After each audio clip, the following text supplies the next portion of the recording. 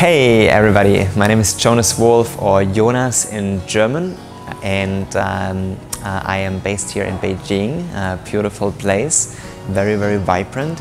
I'm very engaged in the startup ecosystem and startup community here. I came first to Hong Kong in 2015, and later I went to Beijing to study here, and I discovered the proper Chinese startup ecosystem, and I decided to continue my startup journey here in Beijing. To sum it up, what I do is, it's all about helping people to become better leaders and to develop their ideas into entrepreneurial ventures. The biggest difference, in my opinion, is the German directness. Maybe some of the listeners have heard about it or have some German friends. We can be sometimes brutally honest.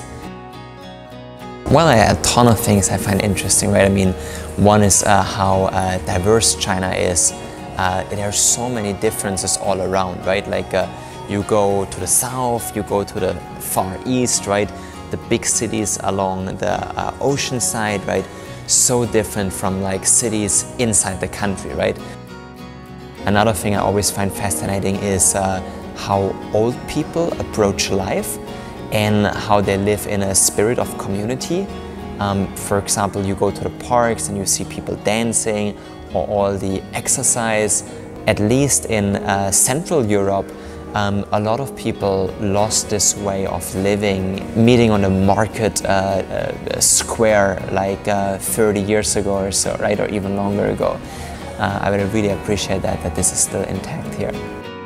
The Chinese are very sincere about their relationships and honor that and treasure that.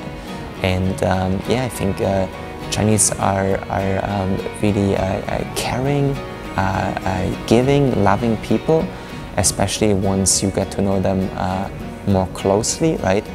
And very supportive also for business once you've gotten to know them and build that basic level of trust, right? Besides, I think there's of course difficulties, right? Not everything is perfect here. As a foreigner, you will struggle if you run your own business here. Yeah, there is I mean, also learning opportunities.